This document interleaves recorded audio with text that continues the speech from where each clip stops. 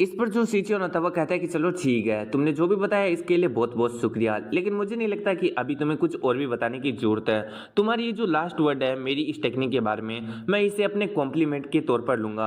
और इतना कहकर वो क्वीन के ऊपर वापस से अटैक कर देता है, जिससे क्वीन जैसे-तैसे करके यहाँ पर ब्लॉक कर लेती है। लेकिन एक अटैक यहाँ पर जो क्वीन होता है उसके हाथ पर लग जाता है, जो कि पॉइज़न के साथ में कंटेन होता है। अब यहाँ पर जो क्वीन है उसको यहाँ पर पॉइज़न से इन्फेक्ट हो चुकी है वो। और यहाँ पर जो क्वीन होती है वो भी ये सोच रही होती है कि इस अटैक के अंदर तो पॉइज़न था। सिचुएन कहता है कि अरे तुम इतने ज़्यादा छोटे से और यहाँ पर लाइट से अटैक को नहीं संभाल पाई, तो आखिर तुम मेरी ये वाली जो मेन टेक्निक है उसका सामना कैसे करोगी? चलो ठीक है, मैंने तुम्हारे साथ में बहुत खेल लिया, अभी तुम्हें यहाँ पर मरना होगा। और इतना अगर वो हम देखते हैं वो जो क्वीन होता है उसके ऊपर अटैक करने के लिए बढ़ जाता है। वहीं पर जो क्वीन होती है वो अपनी एनर्जी को रिलीज करती है और इसी के साथ उसके ऊपर अटैक करने के लिए बढ़ जाती है। दोनों एक दूसरे के ऊपर अटैक कर रहे होते हैं, लेकिन जो क्वीन की स्पीड होती है वो काफी ज्यादा कम होती है, जिसकी वजह से जो सिचुएन होता है वो बार बार इसी चीज का फायदा उठा रहा होता है और वो अपनी स्पीड से कभी आगे से और कभी पीछे से यहाँ पर जो क्वीन होता है उसके ऊपर अटैक कर रहा होता है। लेकिन जो क्वीन होती है वो भी हार नहीं मान रही होती है और वो भी अपना पूरा बेस्ट कर रही होती है। लेकिन सिचुएन के सामने उसका जो बेस्ट होता है वो भी एकदम वर्स्ट होता है। अब यहाँ पर जो सिचुएन होता है वो क्वीन की जो सोर्ड होता है उसे वापस से पकड़ लेता है और कहता है कि वेल तुम यहाँ पर कुछ भी नहीं कर सकती। क्वीन भी इस चीज को देखकर काफी ज्यादा हैरान हो जाती है। फिर जो सिचुएन होता है वो हंसने लगता है और यहाँ पर अपने पॉइजन का यूज करते हुए जो सोर्ड होता है उसे पूरी तरीके से मेल्ट कर देता है और यहाँ पर जो मतलब क्वीन होता है उसे पीछे की तरफ पुश कर देता है। अब यहाँ पर जो क्वीन होती है वो यहाँ पर काफी ज्यादा पीछे आकर गिरती है एंड उनमें सोच रही होती है कि मेरे को नहीं लगता कि मैं इस बंदे को हैंडल कर सकती हूँ। वहीं पर जो सिचुएन होता है वो कहता है कि देखने से ऐसा लग रहा है कि तुम्हें सही से पता चल चुका है कि आखिर मेरे जैसे ग्रेट सिचुएन की जो पावर वो कितने ज्यादा खतरनाक है। इसी के साथ वो बताने लगता है कि यहाँ पर जो उसकी टेक्निक है 100 पॉइजन ब्लड पाम वो एक बहुत ही ज्यादा रेयर टेक्निक है। वो इसलिए नहीं कि ये मतलब बहुत ही ज्यादा मुश्किल से मिलती है, वो इसलिए क्योंकि इसकी जो सक्सेस रेट है वो 100 में से सिर्फ और सिर्फ 80% है। इसके अंदर हमें 100 से भी ज्यादा जो जड़ी बूटियां अपने हाथों में इंजेक्ट करना होता है, जिसका पेन काफी ज्यादा खतरनाक होता है, जिसको हर कोई सहन नहीं कर सकता। जो सहन कर लेता है वो इस टेक्निक को सीख जाता है, लेकिन मुरीम के अंदर बहुत सारे कम ही लोग हैं जो कि इस टेक्निक को अभी तक सीखे हुए हैं। और फिर वो यहाँ पर और भी बहुत सारी बातें बताने लगता है, जैसे कि आज मैं तुम्हें पूरी तरीके से खत्म कर दूंगा, तुमने यहाँ पर जो अपनी लाइफ थी उसको बहुत ही ज्यादा अच्छे तरीके से जी लिया है। यहाँ पर जो क्वीन होती है वो कहती है कि तुम तो सच में काफी ज्यादा पागल हो। अब यहाँ पर जो मतलब सिचुएन होता है उसकी तरफ बढ़ने लगता है और कहता है कि देखने से ऐसा लग रहा है कि जो मेरा पॉइजन है वो तुम्हारी बॉडी के अंदर फैलना शुरू हो गया है और मुझे नहीं लगता कि अब तुम यहाँ पर बिल्कुल भी जिंदा बच सकती हो। फिर भी तुम यहाँ पर अपने आप को क्वीन कहने का हिम्मत करती हो, जबकि तुम असल में इतनी ज्यादा यहाँ पर कमजोर हो। तुम काफी ज्यादा हाई और माइटी एक्ट करती हो, जबकि असल में तुम बहुत ही ज्यादा कमजोर हो। जबकि तुमने अब रियलिटी फेस कर लिया तो तुम्हें अपनी इस यहाँ पर कमजोरी का अंदाजा हो ही चुका होगा।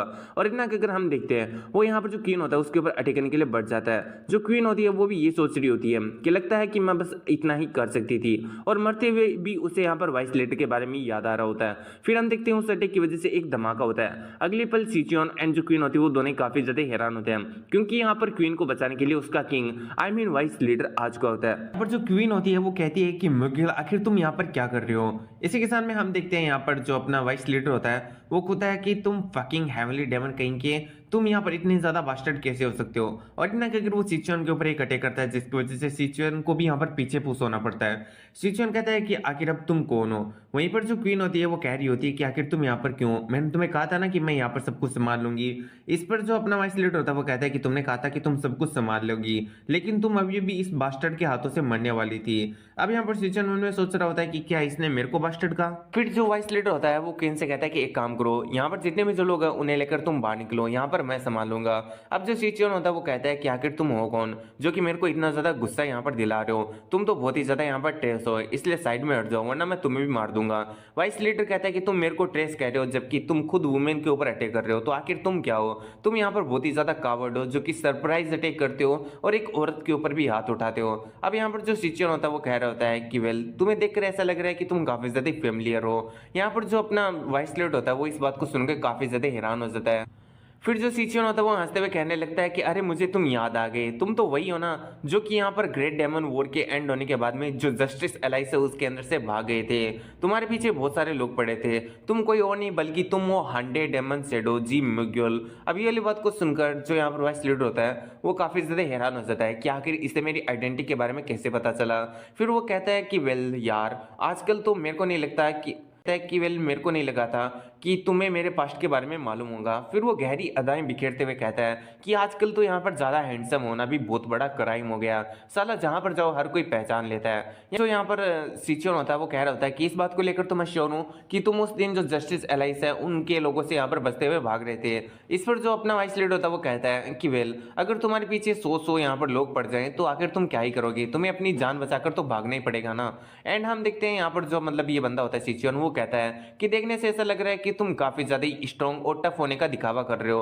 क्यों? क्योंकि वो औरत तुम्हारे सामने बैठी है, इसलिए चलो देखते हैं आखिर तुम अपनी जो इज्जत है वो इस औरत के सामने बचा पाते हो या फिर नहीं बचा पाते हो। यहाँ पर जो अपना वाइस लीडर होता है वो कहता है कि वेल, तुम्हें जल्दी ही पता चल जाएगा कि मैं यहाँ पर टफ होने की एक्टिंग कर रहा हूँ या मैं सच्ची में टफ हूँ। आज मैं तुम्हें बताऊंगा कि आखिर एक रियल वॉरियर क्या होता है। वहीं पर जो सिचुएशन होता है वो कहता है कि सही से तुम्हें मेरे बारे में नहीं पता, सभी लोग मेरे को the blood hand style against heaven कहते हैं। आज तक मैंने जो जो मिशन किया है वो मैंने सारे के सारे पूरे किए हैं, और अगर मैंने कोई भी मिशन पूरा नहीं किया तो इससे जो मेरी इमेज है उसके ऊपर बहुत ही ज्यादा दाग लग जाएगा।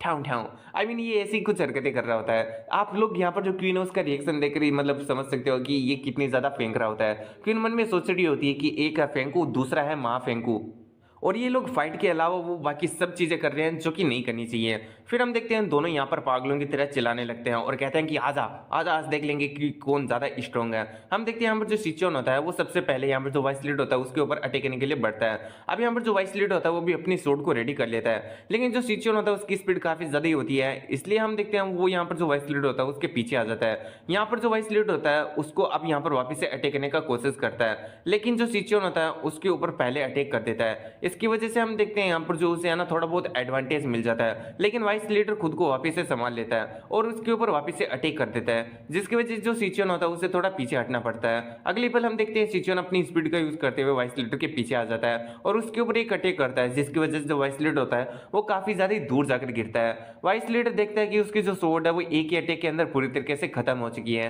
क्योंकि सिचुएशन ने मेल्टिंग पॉइजन का यूज किया होता है। वहीं पर जो सिचुएशन होता है वो कह रहा होता है कि बताओ, तुम अभी कुछ बड़ी बड़ी बातें कर रहे थे, अब उनका क्या हुआ। अगली पल वो काफी ज्यादा हैरान हो जाता है। हम देखते हैं यहाँ पर वाइस लीडर ने अपनी जो सोर्ड था उसे ही सिचुएशन के ऊपर फेंक दिया होता है, जिसे सिचुएशन यहाँ पर अवॉइड करता है, और यहाँ पर जो सिचुएशन होता है उसे समझ में नहीं आता कि वाइस लीडर ने ऐसा क्यों किया। फिर जो वाइस लीडर होता है वो अपना पंच लेकर सिचुएशन के ऊपर अटैक करने के लिए बढ़ जाता है। सिचुएशन जो कि थोड़ा बहुत हैरान था, इसकी वजह से जो वाइस लीडर होता है उसे यहाँ पर थोड़ा ओपनिंग मिल जाता है, और उसी चीज का फायदा उठाते हुए जो वाइस लीडर होता है वो सिचुएशन के मुंह पर एक यहाँ पर पंच मार देता है, जिसकी वजह से जो सिचुएशन होता है वो काफी ज्यादा दूर जाकर गिरता है। अब हम देखते हैं यहाँ पर जो सिचुएशन होता है वो जोर जोर से हंसने लगता है और कहता है कि तुम्हारे जैसा चूहा, आखिर तुम्हारे पास में 100 डेमन शैडो का टाइटल था, तो मैं तो बस यही सोच रहा था कि आखिर तुम कितने ज्यादा पावरफुल हो, तो क्या बस तुम इतना ही सब कुछ कर सकते हो, क्योंकि तुमने मेरे को काफी ज्यादा डिसअपॉइंट किया है। अगर तुम इतने ही ज्यादा पावरफुल हो तो अब यहाँ पर बाकी तुम्हारे मतलब कोई स्किल देखने को नहीं रह गया है, तो मैं अभी ये जो खेल है उसे खत्म करता हूँ। और इतना कहकर जो सिचुएशन होता है वो काफी ज्यादा खतरनाक अटैक को लेकर जो यहाँ पर अपना वाइस लीडर होता है उसकी ओर बढ़ जाता है। वो बहुत सारे स्लेसेस को वाइस लीडर की तरफ भेजता है, जिसे वाइस लीडर समझ जाता है कि वो उन्हें अवॉइड नहीं कर सकता। वाइस लीडर को ऐसा लग रहा होता है कि अभी उसका अंत बहुत ही ज्यादा निकट है, लेकिन तभी हम देखते हैं वहां पर हमें पर्पल एनर्जी देखने को मिलती है। इसका मतलब अपने एमसी की एंट्री हो चुकी होती है, और यहाँ पर जो अपना एमसी होता है वो उस अटैक को बहुत ही ज्यादा इजीली रोक लेता है। एमसी वाइस लीडर से पूछता है क्या तुम सही हो। जो क्वीन होती है वो कह रही होती है कि मास्टर सिम्हो, आपको थोड़ा केयरफुल रहना होगा, क्योंकि जो अपोनेंट है वो काफी ज्यादा ही हाईली स्किल्ड अपनी मार्शल आर्ट के अंदर, और वो ब्लड जो ग्रेट डेमन वॉर था उसके अंदर भी पार्टिसिपेट किया था। अपना एमसी कहता है क्या ग्रेट डेमन वॉर के अंदर। फिर अपना एमसी उसकी तरफ देखने लगता है, तभी उसकी नजर पड़ती है आसपास में पड़े लोगों की ओर। उनकी बॉडीज को देखकर अपना एमसी उससे पूछता है कि क्या ये सब कुछ तुमने किया। यहाँ पर जो सिचुएशन होता है वो कहता है कि आखिर तुम हो कौन, और मुझे नहीं लगता कि तुम यहाँ के हो। अपना एमसी यहाँ पर अपने ओरे को रिलीज करते हुए कहता है कि वेल, मैंने तुमसे पूछा क्या यहाँ पर जो भी ये सब कुछ तुमने किया। अब यहाँ पर जो सिचुएशन होता है उसकी भी यहाँ पर फटने लगती है, एंड उनमें सोच रहा होता है कि आखिर ये बंदा है कौन। और फिर वो अपने एमसी से कहता है कि भले ही तुम कितने में ज्यादा स्किल क्यों ना हो, और वो अपनी स्किल को यहाँ पर रिलीज करते हुए कहता है कि वेल, तुम यहाँ पर है ना पूरी तरीके से यूजलेस साबित होगे मेरी जो 100 पॉइजन ब्लड हैंड टेक्निक है उसके सामने।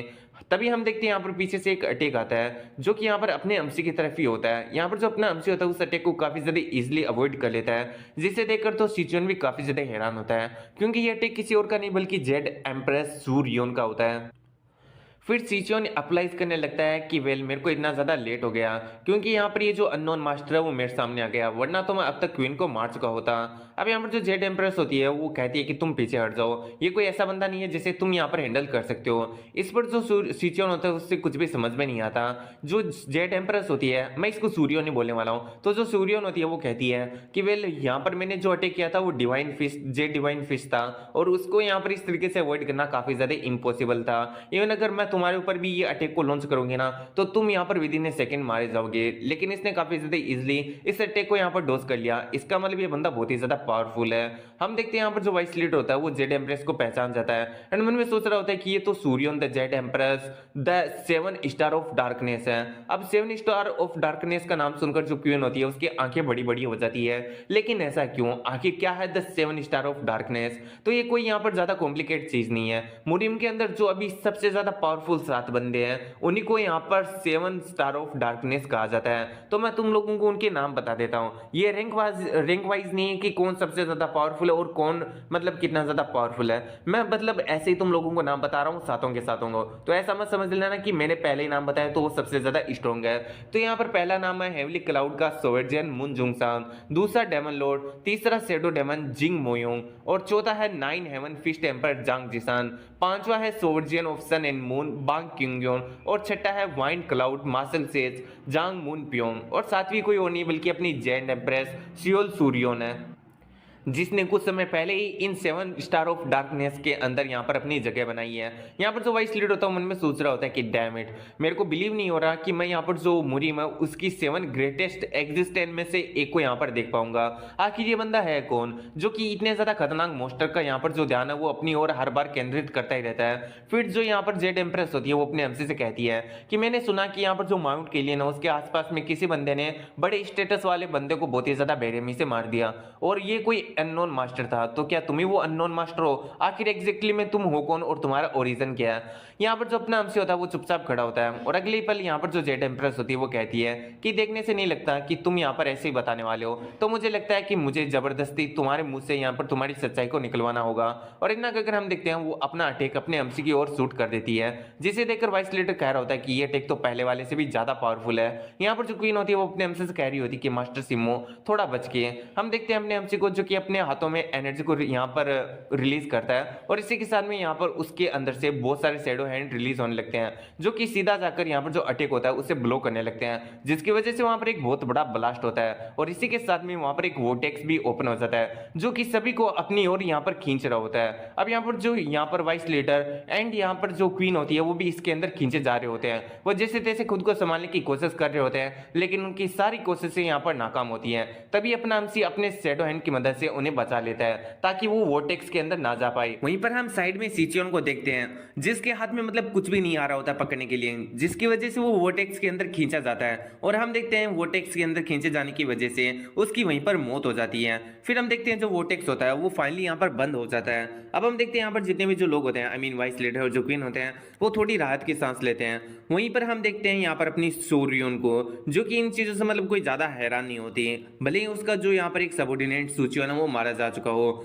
यहाँ पर जो अपना एमसी होता है उससे कहता है कि देखने से ऐसा लग रहा है कि इन पिछले 10 सालों में यहाँ पर कुछ भी नहीं बदला है। अब इस बात को सुनकर यहाँ पर जो सूर्योन होता है उसे यहाँ पर कुछ भी समझ में नहीं आता। वहीं पर हम देखते हैं जो सूचियोन होता है उसके यहाँ पर जो बाकी के सबऑर्डिनेट है वो आ जाते हैं और कहते हैं कि हमारा जो ब्रांच मैनेजर है वो कहाँ पर है, क्या इस बंदे ने उनको डिफीट कर दिया है, हम इसको जिंदा नहीं छोड़ेंगे। और इतना कहकर वो अपने एमसी के ऊपर अटैक करने के लिए बढ़ जाते हैं। लेकिन हम देखते हैं अपना एमसी अपने शैडो हैंड की मदद से उन सभी को पकड़ लेता है और उनके अंदर से उनकी जो एनर्जी होता है उसे यहाँ पर एब्जॉर्ब कर लेता है। यहाँ फिर हम देखते हैं जो जेड एम्प्रेस होती है वो इन सभी चीज़ों को देखते हुए यहाँ पर अपने एमसी की तरफ बढ़ रही होती है। यहाँ पर जो अपना एमसी होता है उससे कहता है कि वेल मेरे पास में इतना टाइम नहीं है तुम्हारे साथ में डील करने के लिए, अगर तुम कुछ चाहती हो मुझसे कहना तो तुम यहाँ पर जो बाइक क्रूज है वहाँ पर आ सकती हो। और इतना कहकर अपना एमसी वहाँ से चला जाता है। वहीं पर जो सियोरियन होती है आई मीन मैं इसका नाम ही भूल चुका हूँ, जो जेड एम्प्रेस होती है वो यहाँ पर समझ जाती है कि ये कोई और नहीं बल्कि अपना एमसी है। फिर सीन सी होता है और हमें एक कमरे के अंदर का सीन दिखाया जाता है जहाँ पर जो क्वीन होती है वो पॉइजन से यहाँ पर पूरी तरीके से इन्फेक्ट हो चुकी होती है। वाइस लीडर वहाँ पर बैठा बैठा जो हैमिल्टन कोलाइसन उसको गाली निकाल रहा होता है और कहता है कि अभी हमारे पास में टाइम कम है और इतने टाइम में किसी भी डॉक्टर को ढूंढना काफ़ी ज़्यादा मुश्किल है। तभी अपना हमसे कहता है कि मैं इसे ट्रीट कर सकता हूँ। इस बात को सुनकर वाइस लीडर काफ़ी ज़्यादा हैरान होता है। फिर अपना हमसे अपनी बॉडी से गोल्डन ऑरा को रिलीज करने लगता है और क्वीन का ट्रीटमेंट करने लगता है। थोड़ी देर के बाद में हम देखते हैं जो क्वीन होती है वो पूरी तरीके से ठीक हो चुकी होती है। वो अपनी आंखें खोलते हुए कहती है कि आखिर मैं कहाँ हूँ। तभी जो वाइस लीडर होता है उसे सारी सिचुएशन समझा देता है। तो थोड़ी देर बाद में क्वीन उठती है और कहती है कि लगता है कि जो मास्टर सिमो है उन्होंने हमारे ऊपर एक और उपकार कर दिया, इसकी वजह से अब मैं आपके एहसानमंद हूँ। अपने हमसे कहता है कि नहीं ये कोई बड़ी बात नहीं थी। वाइस लीडर अपने हमसे की तरफ देख रहा होता है, मन में सोच रहा होता है कि पहले मुझे लगा था कि ये बंदा कोई फाइटर है, लेकिन मुझे नहीं पता था कि ये इतना ज़्यादा टॉप नोच का हीलर भी है। इसने सिचियोन का इतना ज़्यादा खतरनाक पॉइजन उसको भी बहुत ही जल्दी हील कर दिया। आखिर ये बंदा है कौन? फिर वो शर्माते हुए अपने अमसी को धीरे से थैंक्स बोलता है। अपना अमसी कहता है कि मैंने सुना नहीं, आखिर तुमने क्या कहा? इस पर जो यहाँ पर वाइस लीडर होता है वो बहुत ही ज़्यादा मुश्किल से अपने अमसी को थैंक्स बोलने का कोशिश करता है, लेकिन उसे काफ़ी ज़्यादा शर्म आ रही होती है जिसकी वजह से वो ठीक से बोल नहीं पा रहा होता है। क्वीन उसके पीछे से थप्पड़ मारती है और कहती है कि आखिर तुम क्या कर रहे हो? आखिर थैंक यू बोलने में तुम्हें इतना ज़्यादा मुश्किल क्यों हो रहा है? मैं तुम्हारी जगह होती तो मैं इसे अपना बड़ा भाई मानकर इसे पूरी जिंदगी सर्व करती। वहीं पर जो वाइस लीडर होता है वो कहता है कि आखिर तुम क्या कर रही हो और आखिर तुम अपने ब्रदर के साथ में ऐसे कैसे कर सकती हो? इस पर क्वीन को काफ़ी ज़्यादा गुस्सा आ जाता है एंड वो उसे नीचे पटक के मारने लगती है और कहती है कि आखिर कौन सा ब्रदर? मैंने तुम्हें कहा था कि जो मेरा बिजनेस है उसे पूरी तरीके से दूर रहना, लेकिन फिर भी तुम मेरी फाइट के बीच में आ गए और तुम्हारी जो आइडेंटिटी है वो एक्सपोज होते हुए बच गई। इस पर वाइस लीडर कहता है कि ये सब कुछ मैंने तुम्हारे लिए किया ताकि मैं तुम्हारी जान को बचा सकूं। जिस पर क्वीन एक पल के लिए थोड़ा सा यहाँ पर इमोशनल हो जाती है, लेकिन अगली पल वो वापस से जो वाइस लीडर होता है उसका धुलाई करने लगता है और कहता है कि आखिर बीच में आकर तुमने मेरा कौन सा हेल्प कर दिया? तुम भी यहाँ पर मेरी ही तरह हार गए थे उस सिचुएशन से। अगर मास्टर सिमो नहीं होते तो आज तुम भी यहाँ पर मेरे साथ में मारे जाते। सीन से उड़ता है और हमें कुछ घंटे के बाद का सीन दिखा जाता है जहाँ पर हम देखते हैं अपना हमसे किसी पोर्ट पर खड़ा होता है। यहाँ पर अपना हमसे देख रहा होता है कि आसपास में सिर्फ और सिर्फ तालाब है। अपना हमसे सोच रहा होता है कि मैंने एक्सपेक्ट नहीं किया था कि मैं आर्ट के अंदर ऐसा नजारा देखूंगा। तभी हम देखते हैं वहां पर आ जाती क्वीन जो कि कहती है कि आखिर आप क्या सोचते हो इसके बारे में मास्टर सिमो? ये जो सीनियर है वो काफी ज्यादा अमेजिंग है नहीं? एंड इसी के साथ वो कहती है कि अगर यहाँ पर जो हैमिल्टन कोलाइसन के लोग एंड जो जस्टिस अलायंस के लोग हैं वो मिलकर भी अटैक करें तो भी वो मेरी बिना मर्जी के यहाँ पर कुछ भी नहीं कर पाएंगे, क्योंकि यहाँ पर जो पूरा का पूरा आंट केव है उसके मैं चप्पे चप्पे को जानती हूँ और मैं काफी ज्यादा आसानी से इस एरिया को अच्छे तरीके से कंट्रोल कर सकती हूँ। एंड यहाँ पर जो अपना एमसी होता है वो कहता है कि आखिर अब तुम क्या करने वाली हो, क्योंकि जो तुम्हारा पूरा का पूरा जुएंग काउंटी है वो पूरी तरीके से डस्ट में बदल चुका है। आई मीन पूरी तरीके से खराब हो चुका है। अब इस पर जो क्वीन होती है वो कहती है कि काफी ज्यादा अनफॉर्चुनेट है, लेकिन फिर भी हमें वापस से बिल्ड करना होगा। हमारी जो जुएंग काउंटी है हम उसे वापस से रिबिल्ड करेंगे। अपना हमसे कहता है कि और हैमिल्टन कोलाइसन के बारे में क्या, अगर उन्होंने वापस से अटैक कर दिया तो? इस पर क्वीन कहती है कि उनकी वजह से हमें काफी ज्यादा ही झेलना पड़ा है और हमारा बहुत ही ज्यादा डैमेज भी हो चुका है, लेकिन ऐसा ही उनकी तरफ भी है। उन्होंने भी सिचुएशन जैसे एक लीडर को खो दिया है। इसका मतलब उनका जो डैमेज है वो भी कम नहीं है। वो थोड़े समय के लिए शांत बैठेंगे और उसी समय का फायदा उठाते हुए हम वापस से खुद को रिबिल्ड कर लेंगे, जिससे कि हमें यहाँ पर वो लोग वापस से ना गिरा सकें। इन बातों को सुनकर अपना हमसे थोड़ा खुश होता है और कहता है कि चलो ठीक है, वैसे भी मैं जो आंट के उसके रिवाइवल को यहाँ पर मतलब देखना चाहूंगा। फिर जो क्वीन होती है वो अपने हमसे कहती है कि वैसे मास्टर सिमो मैं आपसे क्या एक फेवर के बारे में पूछ सकती हूँ? अपने हमसे कहता है कि आखिर कैसा फेवर? फिर क्वीन कहती है कि वेल मेरा जो फेवर है वो यहाँ पर जो वाइस लीडर मिंगेल है उनसे रिलेटेड है। मैं चाहती हूँ कि आप उसे अपनी जर्नी में साथ में ले जाएं। अपने हमसे इस बात को सुनकर कहता है कि तुम तो उसे लाइक करती हो ना, तो तुम्हें तो उसे अपने पास में रखना चाहिए। इस पर क्वीन कहती है कि अगर ये मेरे पास में रहा तो वो मेरी हेल्प करने का जरूर से कोशिश करेगा, और जैसा कि मेरे पास में फैमिली है प्रोटेक्ट करने के लिए, उसके पास में भी उसकी एक फैमिली है जिसे वो प्रोटेक्ट करना चाहता है। उसकी आइडेंटिटी पिछली बार भी यहाँ पर एक्सपोज होते बच गई थी, और अगर उसकी आइडेंटिटी एक्सपोज हो जाती है तो उसी के ऊपर नहीं बल्कि उसके जो बाकी के मेंबर्स हैं उनके ऊपर भी खतरा आ जाएगा, जो कि मैं बिल्कुल भी नहीं चाहती हूँ। यहाँ पर अपना एमसी खड़े खड़े उसी की बात सुन रहा होता है और यहाँ पर उसकी बातों पर विचार करने की कोशिश कर रहा होता है, लेकिन तभी वहाँ पर वाइस लीडर आ जाता है और कहता है कि क्या तुम लोग रेडी हो? यहाँ पर अपना एमसी जो क्वीन होता है उसकी प्रॉमिस के लिए हाँ कर देता है और कहता है कि तुम्हारे ऊपर ये फेवर मैं जरूर से करूंगा। क्वीन कहती है कि वेल आपका इसके लिए बहुत बहुत थैंक्स। फिर हम देखते हैं यहाँ पर जो क्वीन होती है वो यहाँ पर कह रही होती हैं कि वेल ये जो केव है वो दो पार्ट के अंदर डिवाइड है। पहला पार्ट आपको यहाँ पर बोट से यहाँ पर पार करना होगा क्योंकि एक तालाब और काफ़ी ज़्यादा बड़ा है, लेकिन तालाब के दूसरी तरफ एक बंदा यहाँ पर आपका इंतजार करेगा। वो एक अंधेरी जगह होगी, वो आपको उस जगह से यहाँ पर पार करा देगा जिससे आप जस्टिस अलायंस की टेरिटरी के अंदर पहुंच जाओगे। वहीं पर जो वाइस लीडर होता है अपने हमसे कह रहा होता है कि जैसा मेरे लीडर ने मेरे को प्रॉमिस किया था मैंने तुमको वहां तक पहुंचा दिया है। पता नहीं क्यों मैंने सोचा नहीं था कि ऐसा भी कुछ होगा, लेकिन मेरे को अभी तुमसे काफ़ी ज़्यादा अटैच्ड महसूस हो रहा है। मुझे नहीं लगा था कि मैं सेट भी फील करूंगा तुमसे अलग होते हुए, लेकिन जो भी हो अभी हम लोग वापस से नहीं मिलने वाले हैं, इसलिए अलविदा। इतना कहकर वाइस लीडर वहां से जाने की कोशिश करता है। अपना हमसे कहता है कि क्या बकवास कर रहे हो, तुम भी मेरे साथ में चलने वाले हो। जिस पर वाइस लीडर काफ़ी ज़्यादा हैरान होता है और कहता है कि ये तो हमारी डील नहीं हुई थी। यहाँ पर अपना हमसे उसे बताता है कि तुम्हारे लीडर ने कहा था कि मैं चाहूँ उस तरीके से तुम्हें यूज़ कर सकता हूँ। वाइस लीडर समझाने की कोशिश करता है कि नहीं, ऐसा बिल्कुल भी नहीं कहा था उन्होंने। लेकिन तभी हम देखते हैं जो क्वीन होती है वो अपनी एक किक से जो वाइस लीडर होता है उसे नाव के अंदर ढकेल देती है और कहती है कि जब ये कह रहे हैं कि तुम्हें उनके साथ में जाना है, इसका मतलब तुम्हें उनके साथ में जाना है। और आखिर तुम यहाँ पर रहकर करने की क्या कोशिश कर रहे हो, क्योंकि अगर तुम यहाँ पर रहोगे तो तुम हमारे लिए बहुत ही ज़्यादा मुश्किलें पैदा कर दोगे। तुम्हारी जो आइडेंटिटी है अगर वो एक बार एक्सपोज हो जाएगी तो हेवनली डेमनिक कोलिशन के साथ में जो जस्टिस अलायंस है वो भी हमारी दुश्मन बन जाएगी। इसलिए तुम्हारे लिए अच्छा ये होगा कि तुम जो ब्रदर सिम है उनको फॉलो करो और जो अपनी आइडेंटिटी है उसे यहाँ पर छुपा के रखो। यहाँ पर जो वाइस लीडर होता है वो कह रहा होता है कि वेल यहाँ पर जो मेरी आइडेंटिटी है वो एक्सपोज होते हुए बची थी कल या फिर एक्सपोज होने वाली थी क्योंकि मैंने तुम्हें बचाने का कोशिश किया था। क्वीन कहती है कि वेल अगर तुम सच में ऐसा सोचते हो कि तुम मेरी मदद करना चाहते हो या फिर मुझे बचाना चाहते हो तो तुम यहाँ पर जो मास्टर सिम है बस उनको सर्व करो और वो भी बहुत ही ज़्यादा अच्छी तरीके से। अगर तुम मास्टर सिमों को पूरी दिल से यहाँ पर सर्व करोगे ना तो मैं तुम्हारा जो आंट के उसके अंदर काफ़ी ज़्यादा अच्छी तरीके से वेलकम करूंगी। इन बातों को सुनकर जो वाइस लीडर होता है वो यहाँ पर कुछ भी नहीं कहता। फिर जो अपने हमसे होता है वो क्वीन को एक ऑफर देता है कि क्यों ना वो भी उनके साथ में चलें। अब इस पर जो क्वीन होती है वो सोचने लगती है और कहती है कि ऑफर तो काफ़ी ज़्यादा बढ़िया है, लेकिन मैं अपनी जो फैमिली है उनको ऐसे ही छोड़ के यहाँ से नहीं जा सकती हूँ। मेरे ऊपर बहुत सारे लोगों की जिम्मेदारी है, इसलिए ये जो जर्नी है वो आप ही को मुबारक। यहाँ पर जो अपना एमसी होता है वो इस बात को सुनकर हंसने लगता है और कहता है कि जैसी तुम्हारी मर्जी। फिर हम देखते हैं यहाँ पर अपना एमसी एंड जो वाइस लीडर होते हैं वो बोट के ऊपर बैठ जाते हैं।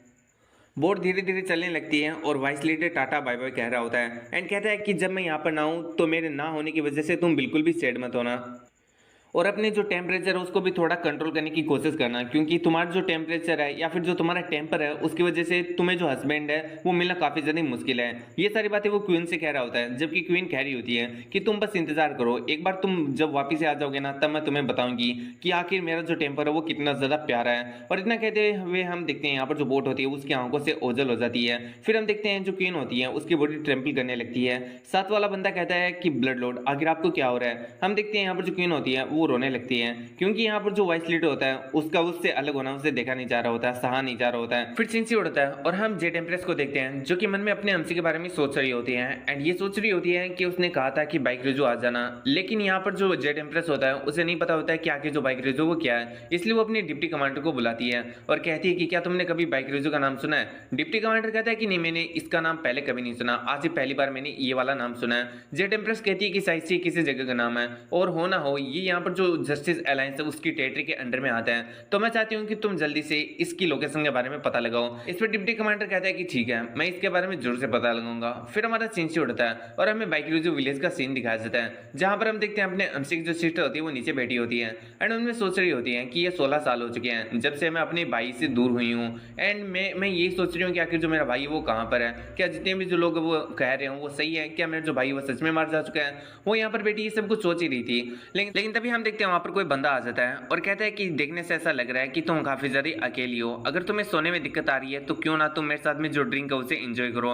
वहीं पर अपनी जो बहन होती है उसे देखकर काफी ज्यादा उसका मूड खराब हो जाता है एंड वो कहता है कि वेल तुम एक अकेली औरत के यहाँ पर जो घर है उसके अंदर आधी रात को क्यों चले आ रहे हो जबकि तुमने ड्रिंक करके रखा है, मैं तुमसे बस यही रिक्वेस्ट करूंगी कि तुम यहाँ से चले जाओ। अब इस पर वो बंदा यहाँ पर जो अपनी बहन होता है उसके पास में आकर बैठने की कोशिश करता है और कहता है कि वेल मैं तुम्हारे लिए काफी ज्यादा सॉरी फील करता हूँ क्योंकि जो तुम्हारे फादर वो इस दुनिया में नहीं रहे और मैं सिंसियरली तुम्हारी बस मदद करना चाहता हूँ, तो आखिर तुम मेरे को इतना ज्यादा कोल्डली कैसे ट्रीट कर सकती हो। वहीं पर बहन खड़ी हो जाती है और कहती है कि तुमने तो मेरे फादर को मारा था और अब तुम ऐसा यहाँ पर मेरे को दिखा रहे हो कि तुम मेरे लिए काफी ज्यादा थैंकफुल हो, तुम्हें मेरे से यहाँ पर काफी ज्यादा सिंपैथी है। तुम्हारे जैसा बंदा जो कि खुद को लीडर क्लेम करता है आखिर एक औरत के जो घर है उसके अंदर आधी रात को ड्रिंक करते हुए आता है, ये तो सच में काफी ज्यादा पैथेटिक है। अब ये वाली इंसल्ट को सुनकर ये जो बंदा होता है उसे काफी ज्यादा ह्यूमिलेट फील होता है, वो गुस्से में खड़ा होता है और अपनी बहन यानी अपने हमसी की बहन के हाथ पकड़ लेता है और कहता है कि तुम्हारे जैसे बीच की इतनी ज्यादा हिम्मत, और इतना कहते हुए वो अपने अमसी की बहन को नीचे धक्का दे देता है और कहता है कि लगता है कि तुम दिमाग से पैदल हो चुकी हो, एंड इसी के साथ में तुम इतना ज्यादा एरोगेंटली किस बेसिस के ऊपर बोल रही हो? क्या तुम्हारे जैसे जो पैथेटिक ऑर्फन है उसके पास में यह हक है जो तुम ऐसी यहाँ पर बातें बोलो? तुम फादर एंड जो डॉटर है तुम दोनों के दोनों यहाँ पर सेम हो। तुम्हारा जो फादर है वो भी बहुत ही ज्यादा क्लूलेस और फुलिश था, जैसे ये भी नहीं पता था कि आखिर उसे कब क्या बोलना है, और तुम भी उसके सेम यहाँ पर जो पद चिन्ह है उनको दोहरा रही हो। तो क्या तुम मतलब इस तरीके से यहाँ पर मेरे हाथों से मरना चाहती हो जिस तरीके से तुम्हारा जो फादर है वो मेरे हाथों से मारा गया था? वो ये सब कुछ बोल ही रहा होता है, लेकिन तभी हम देखते हैं अपने हमसी की बहना पत्थर को उठाती है एंड उसके सर पर मार देती है, जिसकी वजह से वो बंदा काफी ज्यादा दूर जाकर गिरता है एंड चिल्लाते हुए कहता है कि क्या तुम यहाँ पर पागल हो चुके हो? लेकिन तभी हम देखते हैं अपने हमसी की बहना उसकी मयान में से उसकी स्वॉर्ड को बाहर निकाल देती है और उसकी तरफ पॉइंट कर देती है। वो बंदा कहती है कि आखिर तुम करने की क्या कोशिश कर रही हो? तुम्हारी जैसी जो क्लूलेस वुमेन है जो कि बहुत ही ज्यादा यहाँ पर डरी हुई है, जिसे मार्शल आर्ट का नॉलेज नहीं है, तो क्या तुम्हें सच में लगता है कि तुम मेरी तरफ ये जो स्वॉर्ड है उसे पॉइंट करके मुझे यहाँ पर डरा सकती हो या फिर मेरा कुछ कर सकती हो?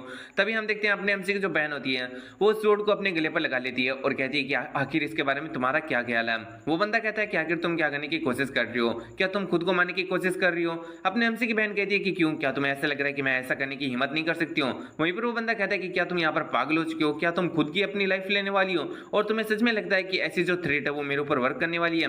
अब इस बात को सुनकर अपने हमसी की बहन कहती है कि वेल, अगर मैं यहाँ पर अपने हाथों से मर जाती हूँ तो मैं इसे अपने एक किस्मत समझ लूंगी, लेकिन मैं तुम्हारे हाथों से यहाँ पर अपनी इज्जत लुटवाना बिल्कुल भी नहीं चाहती। तुम्हारे जैसा जो ट्रेस बंदा है उसके तो मेरे अगर हाथ भी लग जाए ना तो भी मैं अपनी बॉडी को गंदा मानूंगी। ये बातें वो बोल बोल कर उसको मतलब बहुत ही ज्यादा ह्यूमिलेट कर रही होती है एंड कह रही होती है कि तुम्हें पता ही होगा कि तुम यहाँ पर ब्रांच मैनेजर हो, यहाँ पर जो पूरा का पूरा एरिया है उसके, और अगर मैं यहाँ पर मर जाती हूँ तो इसकी रेस्पॉन्सिबिलिटी से तुम कभी भी एस्केप नहीं हो पाओगे। ये वाली बात को वो बंदा भी समझता है, मन में सोच रहा होता है कि ये वुमेन सच्ची में पागल है, अगर मैंने कुछ भी करने की कोशिश की तो ये उल्टा सीधा कर लेगी और मेरी पूरी जिंदगी बर्बाद हो जाएगी। फिर वो वहां से जाते हुए कहता है कि चलो ठीक है, आज तो मैं यहाँ से जा रहा हूँ, लेकिन ये जो ह्यूमिलिएशन है मैं उसे कभी भी नहीं भूलूंगा। और इतना कहकर हम देखते हैं वो वहां से चला जाता है। उसके जाने के बाद जो यहाँ पर बहना होती है वो वापस से नीचे बैठ जाती हैं एंड वो यहाँ पर रोने लगती हैं एंड मन में सोच रही होती है कि ओपा आप कहाँ पर हो, क्योंकि अब मैं इन चीज़ों को और भी ज़्यादा बर्दाश्त नहीं कर सकती हूँ। और मैं एक बात कहना चाहूँगा कि भाई यहाँ पर जो अपने हमसी की बहन है वो सच्ची में काफ़ी ज़्यादा स्ट्रॉन्ग है। फिर हम देखते हैं यहाँ पर जो बाइक कास्टल होता है उसका सीन, जहाँ पर हम देखते हैं जो जंगल अभी होता है वो बैठा होता है, उसके हाथ में कोई रिपोर्ट होती है एंड वो यहाँ पर पूछ रहा होता है कि जो एनसीएंट रेड जेड क्वाड्रेंट है उसका क्या हुआ। लेकिन तभी हम देखते हैं वो यहाँ पर जो रिपोर्ट है उसे पूरा पढ़ लेता है और कहता है कि आखिर तुमने ये क्या किया, क्योंकि यहाँ पर इसे पता चल चुका होता है कि जो एंशिएंट रेड जेड क्वाड्रेंट है वो यहाँ पर इसके हाथ में नहीं लगा है, क्योंकि इसने भी बहुत सारे बंदों को भेजा था वो रेड क्वाड्रेंट लाने के लिए, लेकिन अब इसके हाथ में नहीं लगा होता है तो वो इसकी वजह पूछ रहा होता है। तो यहाँ पर जो इसकार वाला बंदा होता है वो कहता है कि वेल, हमने ये जो खबर है वो पूरी तरीके से लीक कर दिया था। तो यहाँ पर बहुत सारे लोग उस रेड क्वाड्रेंट को लेने के लिए गए थे और हमें लगा था कि हम उन लोगों से ये जो रेड क्वाड्रेंट है वो ले लेंगे, जिससे हमारा जो नाम है वो सामने नहीं आएगा। लेकिन वहां पर एक अननोन मास्टर अपीयर हो गया और उसने यहाँ पर जितना भी जो रेड जेड क्वाड्रेंट है उसको चोरी होने से बचा लिया। जंगल अभी कहता है कि तुम्हें ऐसे पूरी बात का नहीं मालूम है, उसने वहां पर जो योलचियोल है उसको भी मार दिया था। ये वाली बात को सुनकर ये जो बंदा होता है वो भी काफी ज्यादा हैरान हो जाता है और कहता है कि जो योलचियोल है वो तो ब्लू मून पवेलियन के यहाँ पर जो मास्टर उसका डिसाइपल है, आखिर उसे कौन मार सकता है। अब यहाँ पर जो जंगल अभी होता है वो कहता है कि इन बातों को छोड़ो, सबसे बड़ी बात तो ये है कि अब यहाँ पर जो ब्लू मून पवेलियन का मास्टर है वो पागलों की तरह उस बंदे को ढूंढ रहा है जिसने उसके डिसाइपल को मार दिया है। और जस्टिस एलाइस के एक एल्डर के द्वारा ये सारी हरकतें करना दुनिया के सामने एक क्वेश्चन खड़ा कर रहा है कि क्या सच में हमारी जो दुनिया उसके ऊपर कंट्रोल है या फिर नहीं है। वैसे हमें ये जितने भी जो रूमर्स हैं जो कि यहाँ पर उस अननोन मास्टर के बारे में फैल रहे हैं और हमारे जो जस्टिस एलाइस है उसको यहाँ पर जो है ना बदनाम कर रहे हैं, उसके सोर्स को ढूंढना होगा, वरना हम एक काउंटर अटैक नहीं कर पाएंगे और ऐसे ही हमारी जो छवि है वो धूमिल होती रहेगी जनता के सामने। वो ये सारी बातें कर ही रहा होता है, लेकिन तभी हम देखते हैं वहां पर डिप्टी कमांडर की एंट्री होती है जो कि कहती है कि वेल, मेरे पास में एक बहुत ही ज्यादा इंपॉर्टेंट न्यूज है आपको बताने के लिए, जिसको सुनकर दोनों ही उसी की तरफ देखने लगते हैं। फिर हम देखते हैं जो डिप्टी कमांडर होती है वो अपने साथ में उसी जस्टिस एलाइस के मेंबर को लेकर आती है जिसे अपने हमसी ने जिंदा छोड़ दिया होता है। थोड़ी देर बाद देखते हैं जहां पर जो मेंबर होता है वो सारी की सारी सिचुएशन और सारी इंफॉर्मेशन उसको बता देता है। जांगल अभी बाद में कहता है कि तुम्हारे कहने का मतलब है कि जो ब्लू मून पवेलियन का हेड है वो अभी मारा जा चुका है। इस पर हम देखते हैं जो डिप्टी कमांडर एंड जो स्कार वाला बंदा होता है वो दोनों काफी ज्यादा हैरान होते हैं। स्कार वाला बंदा उस मेंबर का गला पकड़ लेता है और कहता है कि तू किसको फूल बनाने की कोशिश कर रहा है, जबकि आज तो अप्रैल का महीना भी नहीं है, तो आखिर तू ये कौन सी नॉनसेंस बकवास कर रहा है। इस पर जो मेंबर होता है वो कहता है कि मैं बकवास नहीं कर रहा हूँ, जो मैंने आंखों से देखा मैंने वही तुम्हें बताया। जांगल अभी कहता है कि चलो मान लिया तुम सही हो, लेकिन हम लोग इसका कैसे विश्वास करें आखिर तुम्हारे पास में इसका क्या प्रूफ है? इस पर वो बंदा कहता है कि वेल उसने कहा था कि उसका नाम यहाँ पर सीमो है। ये वाली बात को सुनकर डिप्टी कमांडर काफी हैरान होती है। उसकी रिएक्शन को देखकर जंग लवी कहता है क्या तुम उसको जानती हो? इस पर जो डिप्टी कमांडर होती है वो मन में सोच रही होती है क्या ये उसको ऑलरेडी भूल चुका है। फिर वो बताती है कि आज से 10 साल पहले ब्लैक ऑक्स यूनिट का एक मेंबर हुआ करता था, उसी का नाम सीमो था, जो कि फॉरबिडन डेमन पैलेस की जो केव है उसके अंदर कोलेप्स होकर मारा गया था। ये वाली बात को सुनकर जो जंगल होता है वो काफी हैरान होता है और जंगल अभी कहता है कि अच्छा याद आया, कहीं तुम उसके बारे में तो बात नहीं कर रही ना जो केव में जूजन के साथ में यहाँ पर दबकर मारा गया था। डिप्टी कमांडर कहती है कि हाँ मैं उसी के बारे में बात कर रही हूँ। फिर जो जंगल अभी होता है वो उस मेंबर से कहता है कि वैसे तुमने इस इन्फॉर्मेशन को और कितने ज्यादा लोगों को शेयर किया है। इस पर जो मेंबर होता है वो कहता है कि मैंने अभी तक किसी को नहीं बताया, आप ही पहले हो, क्योंकि उसने कहा था कि वो सीधा बाइक रोजी के ऊपर अटैक करने वाला है। तो मैं सीधा जो बाइक रोजी है उसकी लोकेशन का पता लगाया और यहाँ पर आ गया और आपको यहाँ पर ये जो क्राइसिस है उसके बारे में इन्फॉर्म कर दिया। ये वाली बात को सुनकर जो डिप्टी कमांडर होती है वो काफी ज्यादा हैरान होती है एंड मन में सोच रही होती है क्या इस बंदे ने जो बाइक रोजू है उसको यहाँ पर अपने आप से ही ढूंढ लिया। वहीं पर जो जंगल अभी होता है वो अभी थोड़ा फ्रस्ट्रेट हो जाता है एंड इसी के साथ में यहाँ पर वो कहता है कि चलो कोई बात नहीं। फिर हम देखते हैं वो यहाँ पर अपने चेहरे पर जो झूठ है उसका मुखौटा पहनता है एंड उसे काफी ज्यादा ही प्यारे से अंदाज में कहता है कि तुमने ये जो इन्फॉर्मेशन है वो हमारे लिए लाकर और सबसे पहले मुझे देकर काफी ज्यादा अच्छा काम किया है। तुम ऐसा करते हुए काफी ज्यादा थक चुके होगे तो क्यों ना तुम जाकर अभी रेस्ट करो।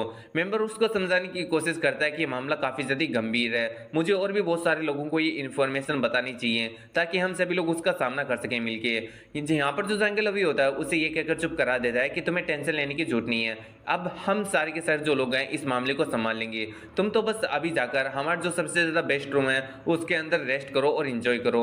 और इतना कहकर वो कोड लैंग्वेज के अंदर अपना जो स्कार वाला बंदा होता है उसे यहाँ पर उससे मारने के लिए कह देता है। अब आखिर यहाँ पर जो जंगल अभी है वो इस बंदे को मरवाना क्यों चाहता है, क्योंकि जो जंगल अभी है वो दुनिया से जो बाइक रूजो है उसे छुपाना चाहता है, क्योंकि बाइक रूजो के अंदर उसने अपने पर्सनल और आलिशान जो कास्टल है उसको यहाँ पर बनाया है और वो नहीं चाहता कि ये है ना दुनिया की नजर में आए, क्योंकि अगर ऐसा हो गया तो ये जो कास्टल है वो यहाँ पर दूसरे लोग हथिया लेंगे। इसलिए यहाँ पर जो अपना ये जंगल अभी होता है वो यहाँ पर इस बंदे को मरवाने का ऑर्डर दे देता है। यहाँ पर जो स्कार वाला बंदा होता है वो भी उसके उस कोड यहाँ पर जो लैंग्वेज होता है उसे समझ आता है और हंसते हुए कहता है कि ठीक है मैं समझ गया। और इतना कहते हुए हम देखते हैं वो यहाँ पर जो मेंबर होता है उससे कहता है कि चलिए मैं आपको यहाँ पर हमारा सबसे ज्यादा बेस्ट रूम दिखा देता हूँ और मैंने जो आपके साथ में पहले अप्रैल फूल वाला मजाक किया था उसके लिए मुझे माफ कर दीजिए।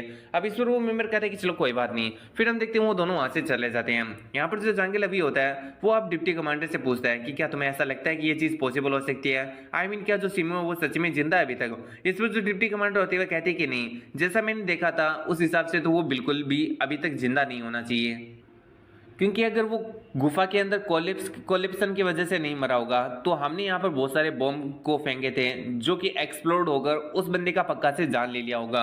और वैसे भी मुझे लगता है कि अभी जो डेमनिक कोलिप्सन वो काफी ज्यादा एक्टिव है एंड उनकी ये कोई चाल हो सकती है। इस वजह के लिए कहता है कि हाँ तुमने सही कहा, लेकिन ब्लैक ऑक्स यूनिट उसके जो बाकी के मेंबर्स है उनका क्या हुआ। इस वजह डिप्टी कमांडर होती है उसे बताने लगती है कि जो बाकी के मेंबर्स है वो उसी दिन वहां से भाग गए थे सिवाय एक को छोड़कर, जो सावा वो हमारी अभी भी गिरफ्त के अंदर है। वहीं पर जो जंगल अभी होता है अब वो अपने सर को पकड़ लेता है एंड मन में कहता है कि वेल ये पिछले 10 साल 10 साल पहले जो ब्लैक ऑक्स यूनिट है वो मेरे सर का काफी ज्यादा बड़ा दर्द बनी हुई थी। आज जब मैंने उसको वापस से नाम सुन लिया तो ये मेरे दिमाग के अंदर एक दर्द के रूप में यहाँ पर इधर उधर घूम रही है, यानी मेरा सर दुख रहा है उस ब्लैक ऑक्स यूनिट का नाम सुनकर। और मुझे लगता है कि अभी अगर कोई अननोन मास्टर खुद को सिमो यानी ब्लैक ऑक्स यूनिट का जो मेंबर है वो बता रहा है तो शायद से उसका यहाँ पर जो ब्लैक ऑक्स यूनिट है उसके साथ में कोई ना कोई लिंक या फिर कनेक्शन होगा।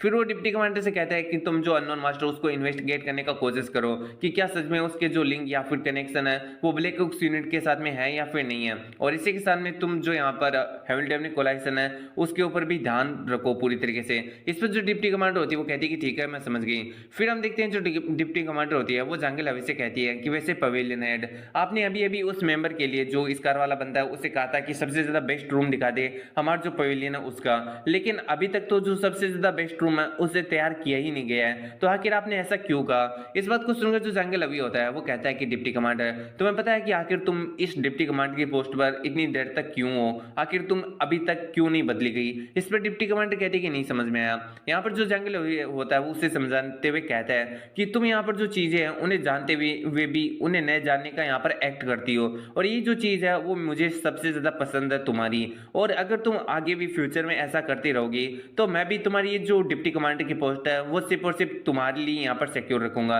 यानी तुम मेरी डिप्टी कमांडर हमेशा तक रह सकती हो अगर तुम इसी तरीके से हर एक चीज को जानते हुए उसे न जाने का एक्ट करो तो। अब इन बातों को सुनकर जो डिप्टी कमांडर होती है वो भी काफी ज्यादा हैरान होती है और कहती है कि ठीक है, मैं समझ गई। फिर सीन शूट होता है और हम देखते हैं यहाँ पर इस मेंबर को जो कि उसी बंदे के साथ में चल रहा होता है एंड वो अब उससे कहने लगता है कि हम लोग और कितना ज़्यादा दूर तक चलने वाले हैं। मुझे लगा था कि तुम्हारे लीडर ने तुम्हें कहा है कि तुम मुझे सबसे ज़्यादा अच्छे रूम दिखाना, लेकिन हम जिन रूमों की तरफ जा रहे हैं वो तो काफ़ी ज़्यादा ही लो क्वालिटी के लगते हैं। अब इस पर जो इसकार वाला बंदा होता है वो कहता है कि आपको टेंशन लेने की जरूरत नहीं है क्योंकि हम फाइनली यहाँ पर पहुंच गए अपने सबसे ज़्यादा बेस्ट रूम के पास में, और इसी के साथ में मुझे लगता है कि अभी आपको अंदर जाके रेस्ट करना चाहिए। और इतना कहते हुए वो किसी जो रूम होता है उसका दरवाजा ओपन कर देता है। वहीं पर जो मेंबर होता है उस रूम के अंदर जाते हुए कहता है कि आखिर ये किस टाइप का रूम है, यहाँ पर तो काफी ज्यादा अंधेरा है एंड इसी के साथ में मुझे नहीं लगता कि ये जो रूम है वो सबसे ज्यादा बेस्ट है। लेकिन तभी हम देखते हैं उसके सीने के आर पर एक शॉट हो जाती है जिस पर वो कहता है कि आखिर ये तुमने क्या कहा, मतलब क्या किया, मैंने तो तुम्हें यहाँ पर एक बहुत ही ज्यादा वैल्यूबल इंफॉर्मेशन लाकर दी थी और मैं भी तो जस्टिस अलायंस का ही एक हिस्सा हूँ, तो आखिर तुमने ये सब कुछ मेरे साथ में क्यों किया।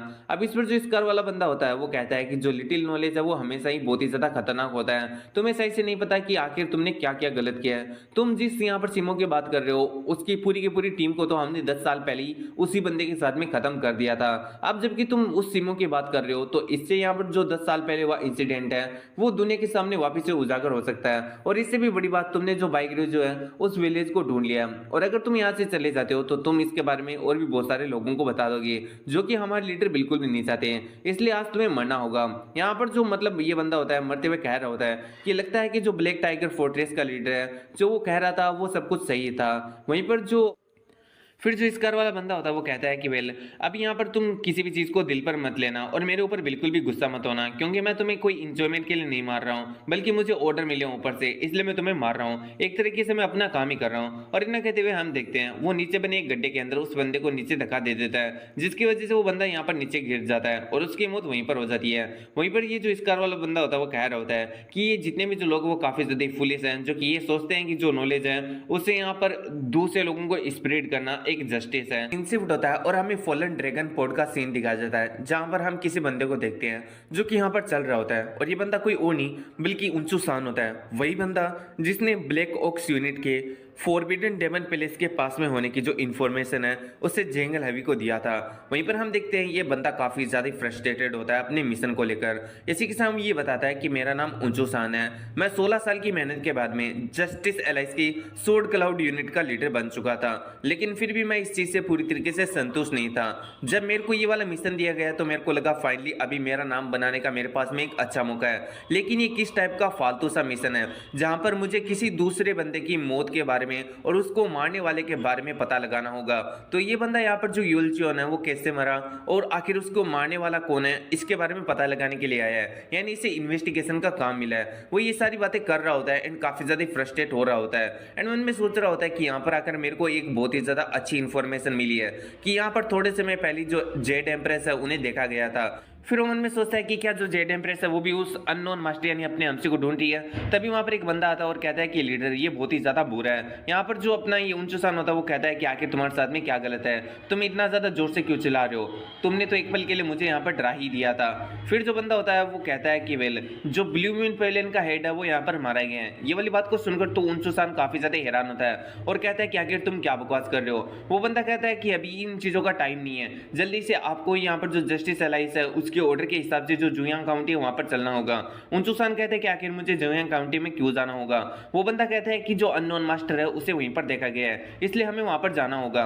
यहाँ पर जो उंचुसान होता है वो कहता है कि अच्छा तो अभी हमें यहाँ पर जुयांग काउंटी के अंदर जाना होगा उस अननोन मास्टर को ढूंढने के लिए। अब हम देखते हैं वो अपने जितने भी जो बंदे होते हैं उन्हें ऑर्डर दे देता है कि हम लोग जो जुयांग काउंटी है उसके अंदर जाने वाले हैं। फिर सीन से उड़ता है और हमें आंट केव का सीन दिखाया जाता है जहां पर अपना जो अमची होता है वो बोट के ऊपर ही खड़ा होता है एंड इसी के सामने अभी वो यहाँ पर किनारे के ऊपर पहुंच चुका होता है। तो वहां पर काफी सारे लोग खड़े होते हैं एंड वो मन में सोच रहा होता है कि आखिर यहाँ पर इतने ज्यादा लोग क्या कर रहे हैं। तभी वहां पर एक बंदा खड़ा होता है और कहता है कि अच्छा तो क्या तुम्ही को यहाँ पर जो क्वीन है उसने भेजा है। यहाँ पर जो वाइस लीडर होता है वो कहता है कि तुमने सही कहा, इस बंदे का नाम योचोंग होता है और ये बंदा कहता है कि अगर तुम थोड़ा सा और लेट करते ना तो मैं यहाँ से चला जाता।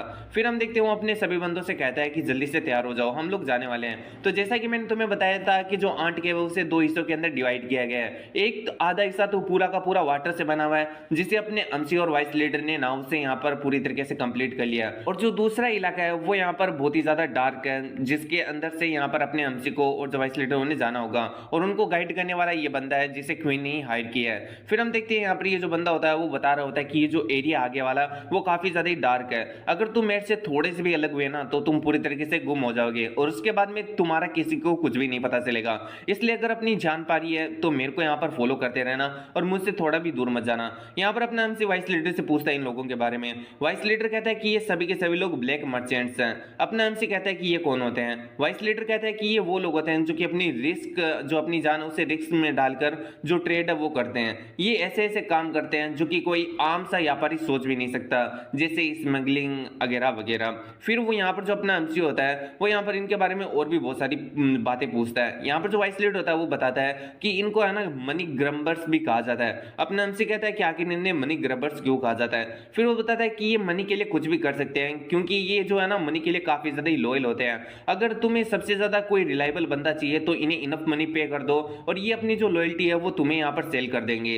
मुझे तो यहाँ पर जो हेल्ड कोलाइशन एंड जो जस्टिस अलायंस है उनसे भी ज्यादा रिलायबल अगर कोई लगता है तो ये ब्लैक मर्चेंट्स ही हैं। अपना एमसी उनकी ऐसी बातें सुन नहीं रहा होता है, लेकिन तभी योचोंग आता है और अपने एमसी को एक लकड़ी ऑफर करता है। ये मसालों के लिए रॉ मटेरियल है, जैसे कि हमें पता है कि लकड़ियों से ही जो मसाले उन्हें यहाँ पर चलाया जाता है, जगाया जाता है, तो ये वही चीज होती है। वो अपने एमसी को ऑफर कर रहा होता है, लेकिन अपना एमसी कहता है कि मुझे इसकी जरूरत नहीं। वो बंदा कहता है कि चलो ठीक है, वैसे भी हमारे पास में ज्यादा मसाले नहीं है लोगों को देने के लिए, तुम्हें जो करना है वो यहाँ पर करो। फिर हम देखते हैं वो लोग आगे चलने लगते हैं। यहाँ पर सभी लोग ग्रुप में होते हैं, उन्हें चलते हुए काफी ज्यादा वक्त हो जाता है। कुछ बंदे कह रहे होते हैं कि आखिर हमें और कितना ज्यादा चलने होगा, हमारी तो है ना बहुत ही ज्यादा पीठ दर्द करने लगी है, मेरे को तो अभी महसूस ही नहीं हो रहा है कि मैं जिंदा भी हूँ, मेरे को तो चलने में काफी ज्यादा मुश्किल हो रही है। योचोंग कहता है कि नहीं नहीं, हम लोग अभी पहुंच ही चुके हैं, तुम्हें इतना भी ज्यादा टेंशन लेने का जरूरत नहीं है।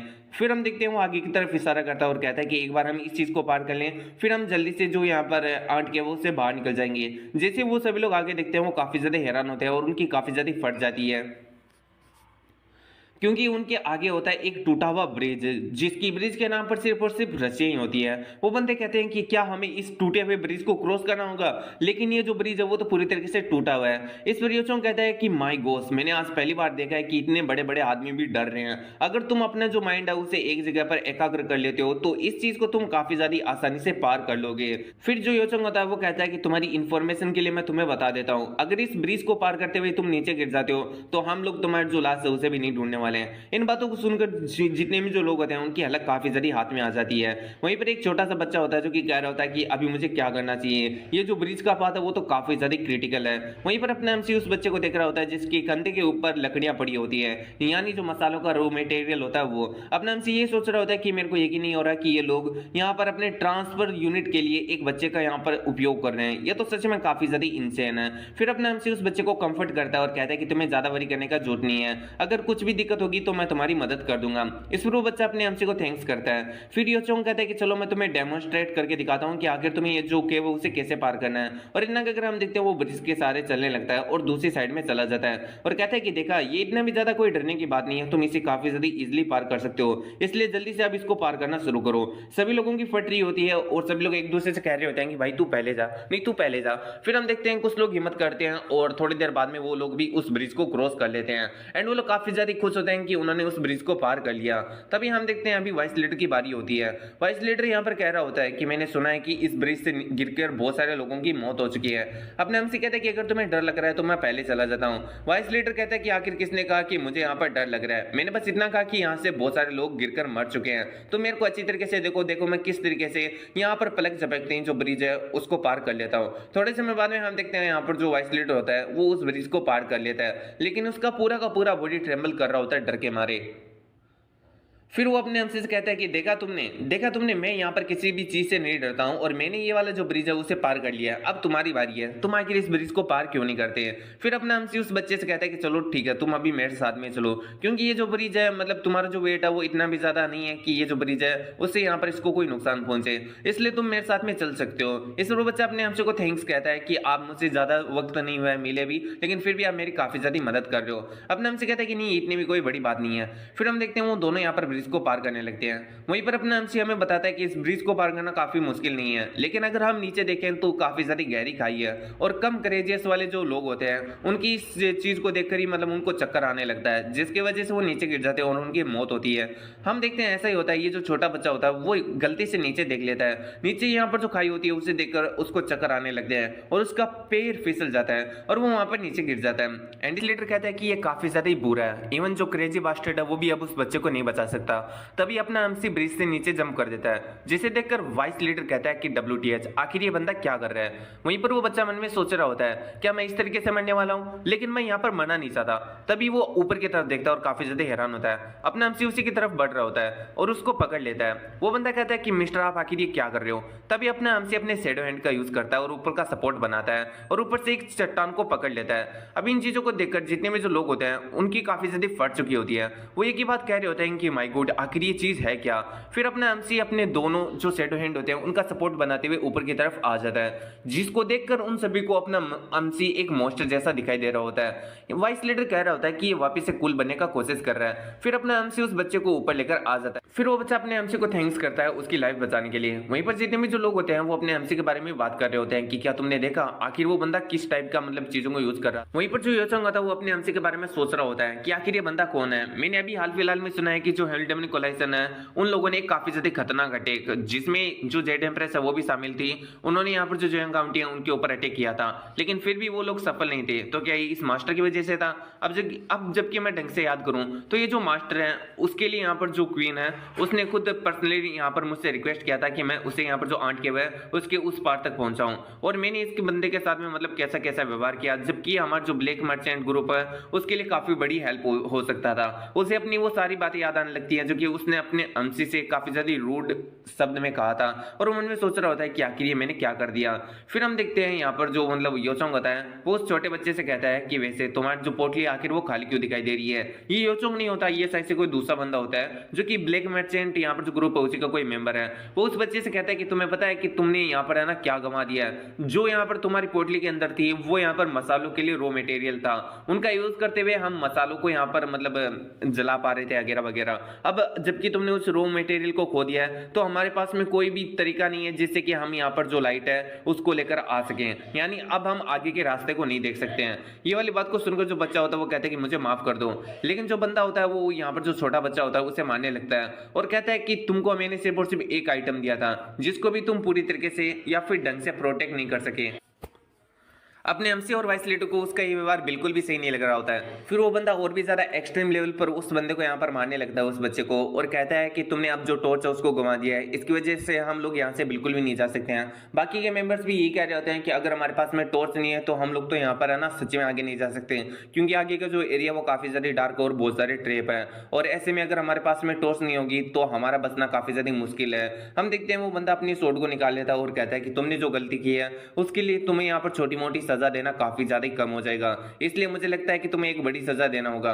वो बच्चा उसके पैर पकड़ लेता है और कहता है कि मुझे माफ कर दो, मैं जानता हूं मैं गलत हूं, लेकिन वो बंदा कहता है कि अपने जो हाथ है उससे यहाँ पर है ना मेरे को टच मत करो, जो तुम्हारे गंदे हाथ है वो मेरे बॉडी को भी गंदा कर देगी। और इतना कहकर वो उस बच्चे को बहुत ही ज्यादा बुरी तरीके से मारता है। वाइस लीडर कहता है कि आखिर तुम एक बच्चे के ऊपर इतना ज्यादा हार्श कैसे हो सकते हो, इवन भले ही उसने एक टॉर्च को खो दिया हो लेकिन फिर भी तुम इसके लिए क्या एक चाइल्ड को ब्लेम कर सकते हो।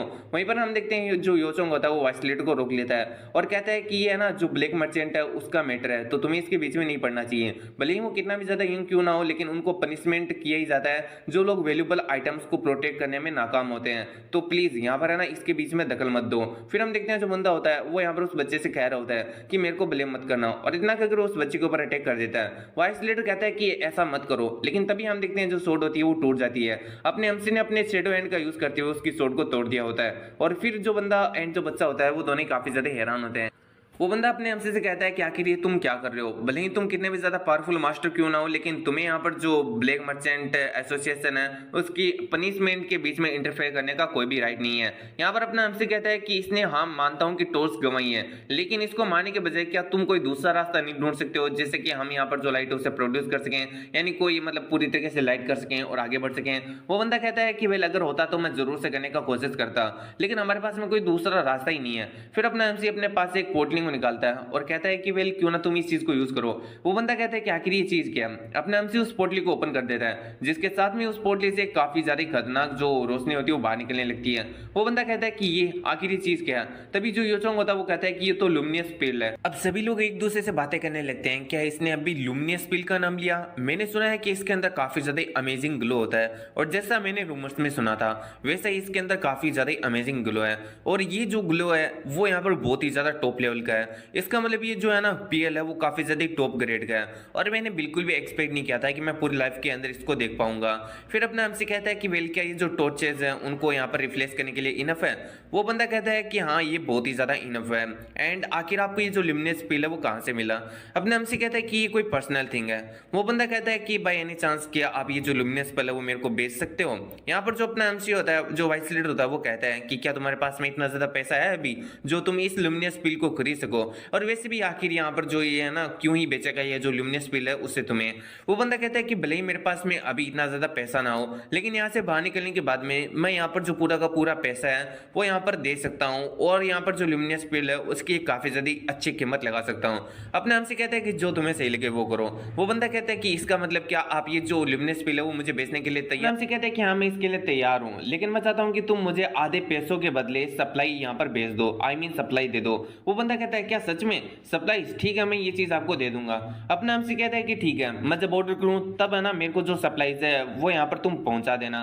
वो बंदा कहता है कि लेकिन मेरे को आखिर जो सप्लाईज है उसे कहाँ पर डिलीवर करना है? अपना हमसे कहता है कि मैं तुम्हें उस जगह के बारे में थोड़े समय बाद में बता दूंगा। वो बंदा कहता है कि चलो ठीक है, अभी बहुत सारे लोगों ने यहाँ पर है ना इस ट्रांजेक्शन को विटनेस कर लिया है, और अगर मैं अपना जो प्रोमिस है उसे तोड़ता हूँ तो आप मेरे ऊपर सैंक्शंस लगा सकते हो, यानी केस कर सकते हो।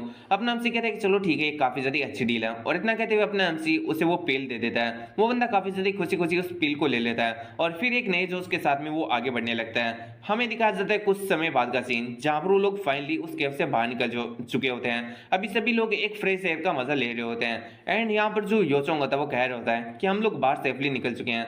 वहीं पर अपना एमसी भी खड़ा होता है। योचोंग अपने एमसी के पास में आता है और कहता है कि वेल आपकी वजह से हम ये जो केव है उसे सेफली पार कर पाए हैं, और आपने ये जो पेल दिया है उसका जो यहाँ पर लाइट है वो काफी ज्यादा यहाँ पर ग्लो अप वाला है, जिसकी वजह से हम काफी ज्यादा कम समय के अंदर जो केव है उसके अंदर से बाहर निकल गए।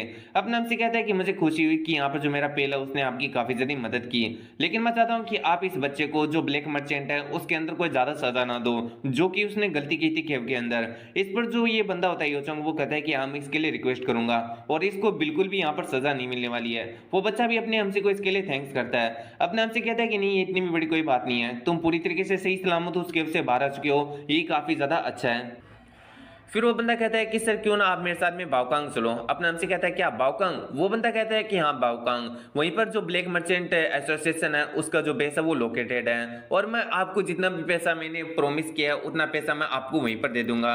और वो और भी बहुत सारी बातें बताने लगता है, लेकिन तभी यहाँ पर जो अपना वाइस लीडर होता है वो कहता है कि यहाँ पर जो है ना बाओकांग है वो जस्टिस एलाइस की टेरिटरी के अंदर आता है, और तुम्हें तो पता ही है कि जो जस्टिस एलाइस है उससे हमारी कोई ज्यादा नहीं बनती, तो क्या तुम ये चाहते हो कि हम लोग तुम्हारे पीछे पीछे वहां पर चले जाएं? ये तो ऐसा होगा कि जैसे यहाँ पर जो हिरन है वो खुद ही शेर की गुफा के अंदर चला गया हो। वो बंदा कहता है कि हाँ मैं जानता हूँ कि जैसे आपके कुछ कारणों की वजह से जो जस्टिस एलाइंस है उसके बीच में नहीं बनती है, लेकिन अगर हम वहां पर जाते हैं तो भी यहाँ पर हमारे साथ में कुछ भी नहीं होने वाला है, क्योंकि यहाँ पर जो जस्टिस एलाइंस है वो इंटरनल मैटर्स के ऊपर ज्यादा ध्यान नहीं दे रही है। वाइस लीडर कहता है कि तुम्हारे कहने का क्या मतलब है? इस पर वो बंदा कहता है कि पिछले 10 सालों से जब से जो ग्रेट डेमन वॉर खत्म हुई है तब से जो जस्टिस एलाइंस का लीडर है उसने खुद को सेक्युलरिज्म के अंदर बंद कर लिया और ट्रेनिंग कर रहा है, जिसकी वजह से बहुत सारे लोगों की जो नजर है अभी वो है ना जस्टिस एलाइंस लीडर की पोजीशन के ऊपर है। सभी लोग जस्टिस एलाइंस लीडर का यहाँ पर जो पोजीशन है उसे यहाँ पर हासिल करना चाहते हैं, इसलिए सभी लोग एक दूसरे के ऊपर ही यहाँ पर है ना मतलब फाइट करने का कोशिश कर रहे हैं। और यहाँ पर रूमर्स तो ये भी है कि जो जस्टिस एलाइंस का लीडर है उसने एक नए डिसाइपल को भी एक्सेप्ट किया है, जिसकी वजह से जो यहाँ पर फाइट है वो और भी ज्यादा खतरनाक हो चुकी है। तो सभी के सभी लोग इसी चीज के अंदर बिजी हैं, और हाल फिलहाल में एक खबर मिली है कि जो ड्रैगन पोर्ट है उसके ऊपर योलचियोर नाम की किसी बंदे को मार दिया गया है, जो कि ब्लू मैन पेविलियन के हेड के डिसाइपल हुआ करता था।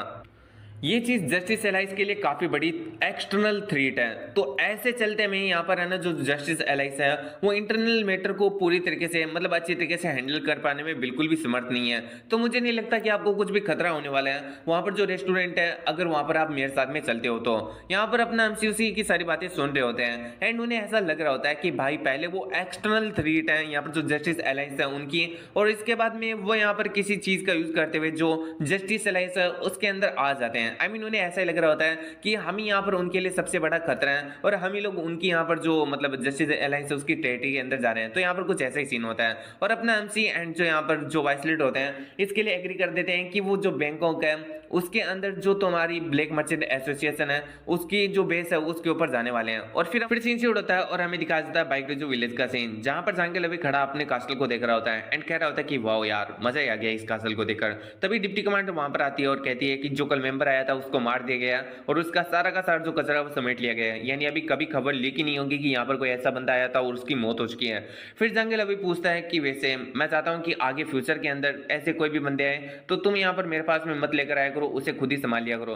डिप्टी कमांडर कहती है कि ठीक है मैं समझ गई, वैसे आपके जो सन है वो यहाँ पर आने वाले हैं। जांगिल अभी कहता है कि अच्छा तुम सियोनियोंग की बात कर रही हो, वैसे मैंने उससे बहुत वक्त पहले कहा था यहाँ पर आने के लिए और मेरी हेल्प कराने के लिए, लेकिन वो अभी आ रहे हैं। क्या वो चीज लेकर आ रहा है जो कि मैंने इससे कहा था?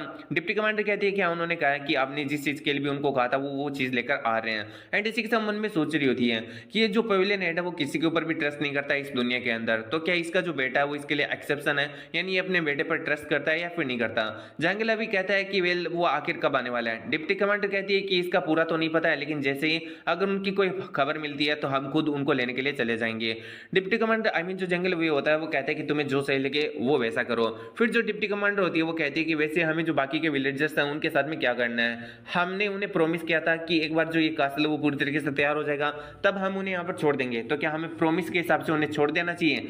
जांगिल अभी एक मुंह बनाता है और कहता है कि मैं उनका काफी ज्यादा शुक्रगुजार हूं, क्योंकि उनके बिना और उनकी हेल्प के बिना हम लोग ऐसा मैग्निफिसेंट कास्टल कभी नहीं बना पाते हैं। जिस पर डिप्टी कमांडर कहती है कि इसका मतलब तो मुझे उन्हें छोड़ देना चाहिए। जांगिल अभी कहता है कि लेकिन अनफॉर्चुनेटली शायद से ये जो दुनिया है उसे तुम अलग नजरिए से देखती हो और मैं अलग नजरिए से देखता हूँ। मैं इस दुनिया को यहाँ पर जितने भी जो लोग हैं उनको नंबर्स के हिसाब से देखता हूँ और जिस पोजीशन के ऊपर मैं हूँ मैं यहाँ पर जो पर्सनल फीलिंग है उनको बीच में नहीं ला सकता।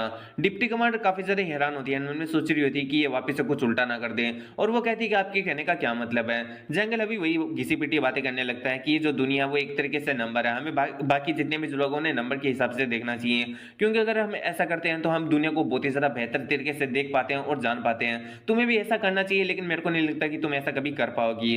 वैसे मैं बस इतना ही कहना चाहता हूँ कि ये जो है ना छोटे मोटे जो नंबर्स हैं उनकी वजह से मेरे को कोई भी खतरा नहीं होना चाहिए। बाइकरी जो एक ऐसा विलेज है जिससे मैं यहाँ पर सिगरेट रखना चाहता हूँ पूरी दुनिया से, लेकिन अगर ये जो नंबर्स है मैंने इन्हें छोड़ दिया तो ये हो सकता है कि जो खबर वो लीक हो जाए कि बाइकरी जो के अंदर इतना ज्यादा बड़ा कास्टल है, तो इससे मेरे ऊपर खतरा आ जाएगा और इन छोटे से नंबरों की वजह से मैं खुद के ऊपर खतरा ले आऊं, इतना पागल नहीं हूं, इसलिए मैं चाहता हूं कि तुम उन सभी को खत्म कर दो।